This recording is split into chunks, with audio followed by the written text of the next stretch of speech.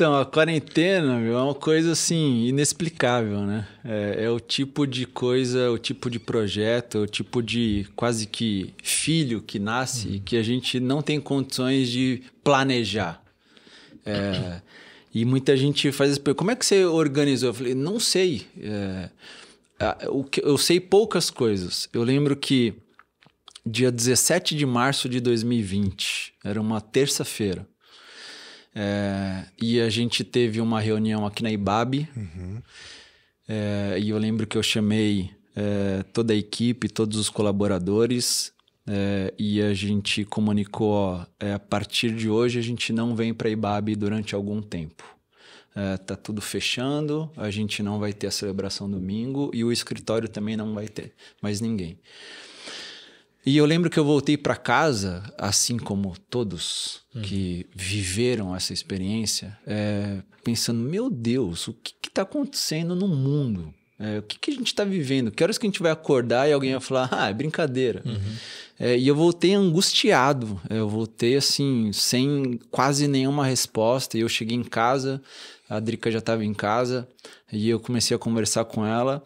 E aí na conversa eu falei para ela, eu tô pensando em hoje à noite abrir uma live no meu Instagram e orar com quem tá como eu, sem ter resposta. Não é orar porque eu tenho alguma coisa para oferecer, não. Orar junto com quem tá exatamente como eu, desesperado. E aí eu falei, escrevi um texto e pensei, já assim, eu escrevi pensando, eu não vou conseguir, mas eu vou escrever. Porque eu escrevi dizendo, eu me proponho a orar por 40 dias. Que é quarentena. Isso. Então, a lógica de todo mundo. Mas todo mundo, no fundo, já imaginava, é uma semana, duas voltou o mundo. E eu fiquei, vou colocar 40 para manter o padrão do mundo. Na hora que voltar, fecho e acabou. E aí comecei. Não lembro quantas pessoas foram no primeiro. Fiz sozinho, não lembro como é que eu cheguei no formato, como é que eu fui criando, mas eu acho que comecei, tava com uma música de fundo, e aí eu dei boa noite para as pessoas, marquei 9h30 porque era o horário da logística da casa, porque as crianças não saíam de casa, então eu colocava as crianças para dormir 8h30 da noite. Nossa, que sonho, cara. Desculpa. Elas eram bem mais novas também, mas colocava 8h30 da noite, aí ficava mais uns 15, 20 minutos com eles no quarto, ia para a sala, pensava algum texto, algum versículo, respirava, tomava um copo d'água, dava o play e começava. Então, comecei o primeiro, como eu falei, música, aí dei boa noite para as pessoas, 9h30, li um texto e falei, eu vou... E aí, tô lembrando aqui agora, né? Desculpa a falta de estrutura na minha... boa. Mas eu lembro que durante todo o meu ministério com jovens, eu, desde o início, escolhi ter inserções de uma espiritualidade não tradicional para o jovem.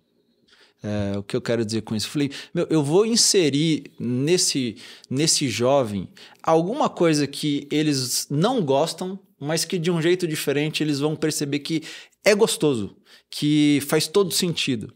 Exemplo, Som dos Jardim. Exatamente, que era onde eu ia chegar.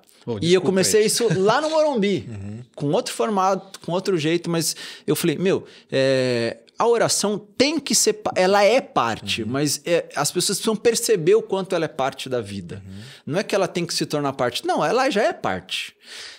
E aí eu falei, na minha época existia vigília, mas eu já não gostava. Imagina o jovem de hoje. E eu falei, então como é que eu crio algo que eu convido o jovem para orar, para experimentar a relação da oração, mas de um jeito que ele goste? E aí eu criei Sons do Jardim lá no Morumbi.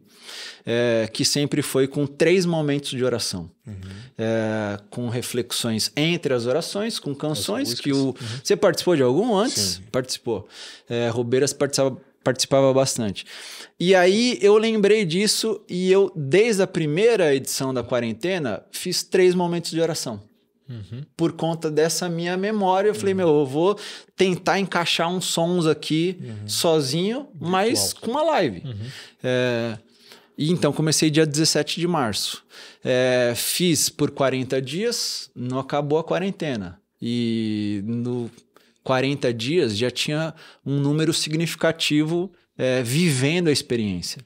E eu falei, não só por eles, mas por mim, eu quero continuar. E aí eu fui me baseando no prazo do governo de São Paulo, que esticou, acho que se não me engano, para 55 dias depois, ao invés de 40, depois para 63, aí 70 e aí 90, e eu só fui acompanhando. Resumindo, eu fui até o 100º dia de forma consecutiva. Então, do dia 17 de março ao dia 24 de junho, eu fiz literalmente todos os dias. Teve um participante que te presenteou com uma plaquinha, não foi um quadro? Teve o Felipe Pires. E teve um dia, que é muito legal, que o Instagram no Brasil bugou. E ninguém conseguiu fazer live. E era um desses dias, acho que era o 60 e alguma coisa. E aí eu pensei, o que eu vou fazer? Eu não vou ter. Mas daí um amigo, irmão que eu tenho, que mora nos Estados Unidos, que é o Grilo, falou, eu abro daqui, porque te lá convido... Lá tava de boa, era um problema no Instagram do Brasil. Ele falou, eu abro daqui, te convido e você faz como convidado e todo mundo entra na sua. E era a única live daquele dia, quase que no Brasil. E a gente orando lá. O Instagram tava funcionando só não a live. Só a live, exatamente. Era um problema da live. Porque na quarentena, todo mundo fazia live. Você tinha a caixinha lá de destaque, que era só live. Mas é muito legal essa lembrança. Aí então eu fiz 100 dias de forma consecutiva. No dia 24 de junho, que eu lembro, porque inclusive foi o aniversário dos Gêmeos, chegamos no 100º e eu falei, eu preciso pensar em alguma coisa diferente, porque a pandemia não vai acabar. E eu não vou conseguir, já 100 dias. E aí, a partir do 100º, eu decidi, eu vou fazer uma vez por semana. Então, desde o dia 24, ou dia seguinte, semana seguinte, do dia 24 de junho de 2020, a gente tem toda quarta-feira, às 21h30 no meu Instagram, a quarentena. E a partir do 100º, eu puxei o Grulha para fazer comigo. E aí o Grulha ficou definitivo. Mas os 100 primeiros, algumas eu fazia sozinho. Acho que até, os 50 eu fiz praticamente sozinho. E eu comecei a falar, as pessoas devem estar cansadas de me escutar, de só ver o meu rosto. E aí eu comecei a chamei vocês, chamei praticamente todos os pastores e pastoras da IBAB, chamei amigos pastores. E aí no 100º eu falei, Grulha, vamos fazer junto. Hoje, nesse dia que a gente está gravando, né? A gente está no número 235, se eu não me engano. Que foi ontem, no caso. Que foi ontem, exatamente. Hoje é quinta-feira. Jacó, ontem eu assisti, tá? Texto sobre Jacó, falando do acampamento. Eu ia perguntar se ele tinha... Já que ele disse que está desde o início... Não, estava em reunião aqui na IBAB.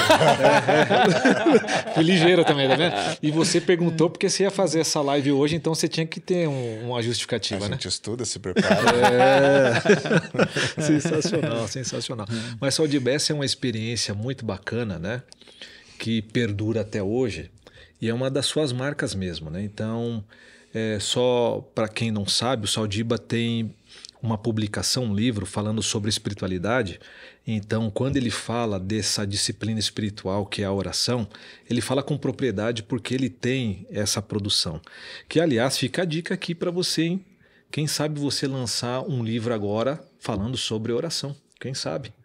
Pode ser. Se alguém tiver interessado para me ajudar aí, ou se alguém aqui tiver interessado... vai que, né? Fala a Deus. Só colocando a notinha de rodapé, obrigado, Robeiras, a gente ajuda, não tem problema. Para fechar a questão da quarentena, Saldiba, você depois fez um encontro especial com alguns convidados selecionados presencialmente, né? Como que foi essa experiência? Foi no ano passado, acho que foi no Encontro 200. E foi muito, muito emocionante, porque... E vieram pessoas de outros estados para esse encontro presencial. E não só nesse encontro, né? Mas é muito emocionante ser procurado em alguns domingos aqui na IBAB por pessoas que chegaram por causa da quarentena e que fazem questão de vir aqui para agradecer pelo que eles viveram. Alguns que nem conseguem mais acompanhar a quarentena.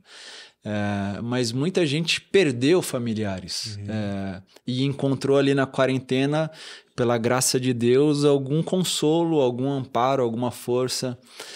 Então é realmente muito especial esse encontro agora presencial de muita gente. E a quarentena, a gente fala, né, se tornou uma família. É impressionante como Deus cuidou e Deus fez. Porque, de novo, eu não planejei nada. Eu acho que eu jamais teria capacidade de planejar algo tão belo como a quarentena se tornou nas nossas vidas. Mas o presencial foi um só.